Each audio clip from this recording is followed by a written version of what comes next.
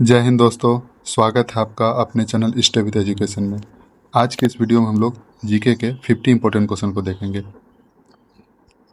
पहला क्वेश्चन है, मानव शरीर में इंसुलिन किस अंग द्वारा बनाया जाता है? इसका आंसर हो जाएगा ऑप्शन बी, अग्न्याशय द्वारा।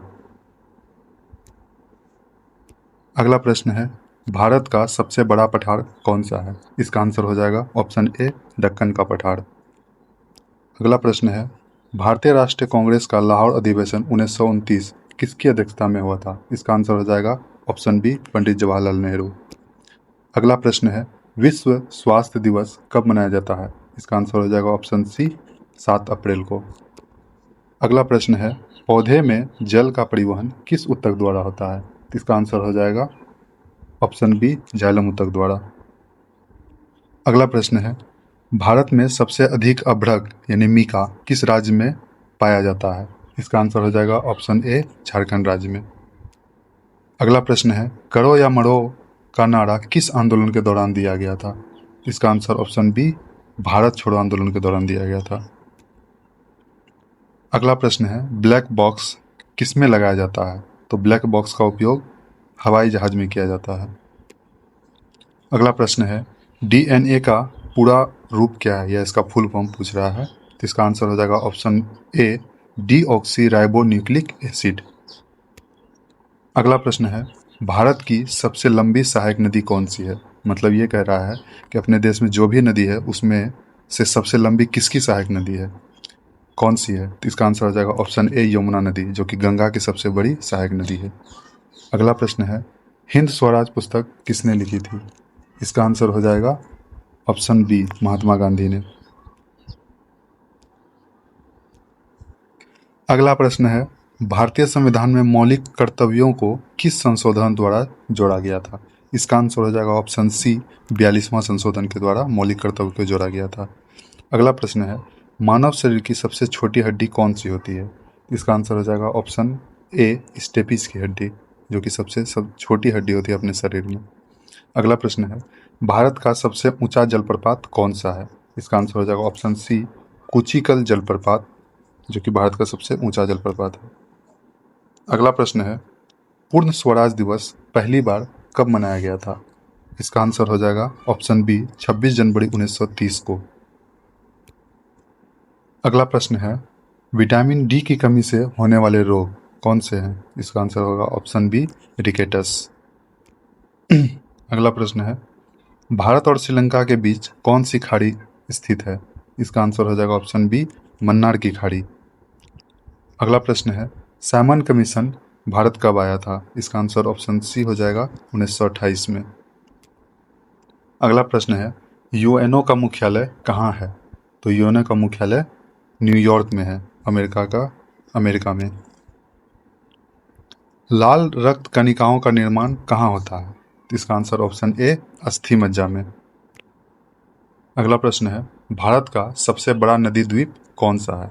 इसका आंसर होगा ऑप्शन बी, माजुली द्वीप, जो कि ब्रह्मपुत्र नदी में है और ये आसाम में है। अगला प्रश्न है, भारतीय राष्ट्रीय कांग्रेस की स्थापना किस वर्ष हुई थी? इसका आंसर हो जाएगा ऑप्शन ए, 1885 में। ए ओ ह्यूम के द्वारा किया गया था। अगला प्रश्न है, भारत रत्न से सम्मानित होने वाले प्रथम व्यक्ति कौन थे? तो इसका आंसर हो जाएगा ऑप्शन सी, सी राजगोपालाचारी। अगला प्रश्न देखते हैं, प्रकाश संश्लेषण के लिए कौन सी गैस आवश्यक है? इसका आंसर हो जाएगा ऑप्शन डी, कार्बन डाइऑक्साइड यानी कि CO2। अगला प्रश्न है, मानव शरीर की सबसे बड़ी ग्रंथि कौन सी है? तो ये हो जाएगा ऑप्शन बी, यानी कि यकृत में। अगला प्रश्न है, भारत की सबसे बड़ी मीठे पानी की झील कौन सी है? इसका आंसर होगा ऑप्शन सी, वुलर झील, जो कि जम्मू कश्मीर में है। ठीक है। अगला प्रश्न है, पूर्ण स्वराज का प्रस्ताव भारतीय राष्ट्रीय कांग्रेस के किस अधिवेशन में पारित किया गया था?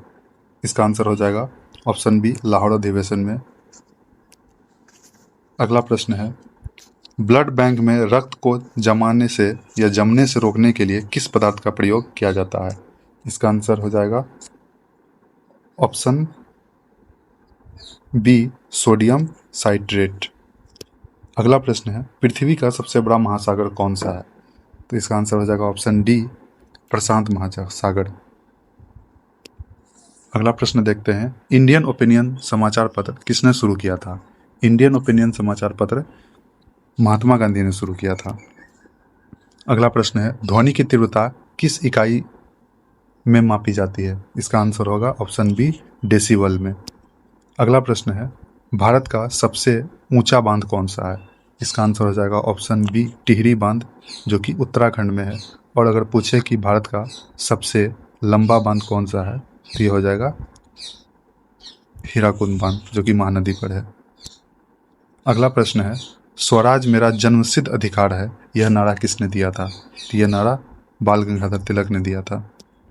अगला प्रश्न है, भारत का सर्वोच्च नागरिक सम्मान कौन सा है? तो भारत में सबसे बड़ा जो नागरिक सम्मान है वो भारत रत्न है। अगला प्रश्न है, विटामिन B1 की कमी से कौन सा रोग होता है? तो ये हो जाएगा ऑप्शन सी, बेरी। अगला प्रश्न है, कर्क रेखा भारत के कितने राज्य से होकर गुजरती है? तो ऑप्शन बी, 8 राज्यों से होकर के गुजरती है। अगला प्रश्न, जालियांवाला बाग हत्याकांड किस वर्ष हुआ था? इसका आंसर हो जाएगा ऑप्शन सी, 1919, 13 अप्रैल 1919 को हुआ था। अगला प्रश्न है, कंप्यूटर का मस्तिष्क किसे कहते हैं? तो इसका आंसर हो जाएगा ऑप्शन सी, CPU। CPU को कंप्यूटर का मस्तिष्क कहा जाता है। विश्व का सबसे बड़ा मरुस्थल कौन सा है? मरुस्थल 2 तरह का होता है, गर्म मरुस्थल और एक ठंडा मरुस्थल। तो सबसे बड़ा गर्म मरुस्थल जो है वो है ऑप्शन डी, सहारा। सबसे बड़ा ठंडा मरुस्थल जो है वो अंटार्कटिका है। अगला प्रश्न, यंग इंडिया पत्रिका का संपादन किसने किया था? तो यंग इंडिया पत्रिका का संपादन यानी शुरुआत उसका किया था महात्मा गांधी ने। अगला प्रश्न है, मनुष्य के हृदय में कितने कक्ष होते हैं? तो मनुष्य के हृदय में कुल 4 कक्ष होते हैं। अगला प्रश्न है, भारत का सबसे बड़ा कोयला क्षेत्र कौन सा है? तो इसका आंसर हो जाएगा ऑप्शन ए, झरिया, जो कि झारखंड में है। अगला प्रश्न है, भारत छोड़ो आंदोलन कब शुरू हुआ था? तो भारत छोड़ो आंदोलन 1942 में शुरू हुआ था। विश्व पर्यावरण दिवस कब मनाया जाता है? विश्व पर्यावरण दिवस 5 जून को मनाया जाता है। पिछले महीने की 5 तारीख को मनाया गया था। अगला प्रश्न है, लाल ग्रह किसे कहा जाता है? तो ऑप्शन बी, मंगल ग्रह को लाल ग्रह कहा जाता है। अगला प्रश्न है, भारत का सबसे लंबा राष्ट्रीय राजमार्ग कौन सा है? इसका आंसर हो जाएगा ऑप्शन सी, NH-44। अगला प्रश्न है, भारतीय राष्ट्रीय कांग्रेस के प्रथम अध्यक्ष कौन थे? इसका आंसर होगा ऑप्शन सी, WC बनर्जी, 1885 में। अगला प्रश्न है, मनुष्य के शरीर की सबसे लंबी हड्डी कौन सी होती है? इसका आंसर हो जाएगा ऑप्शन डी, फीमर की हड्डी। अगला प्रश्न है, मानव शरीर में हीमोग्लोबिन का मुख्य कार्य क्या होता है? तो हीमोग्लोबिन का मुख्य कार्य होता है ऑक्सीजन का परिवहन करना। पूरे शरीर में ऑक्सीजन का परिवहन करने का कार्य हीमोग्लोबिन का होता है। ध्वनि यानी कि साउंड निर्वात में यानी कि वैक्यूम में क्यों नहीं चल सकता है? इसका आंसर हो जाएगा ऑप्शन डी, क्योंकि निर्वात में माध्यम नहीं होता है।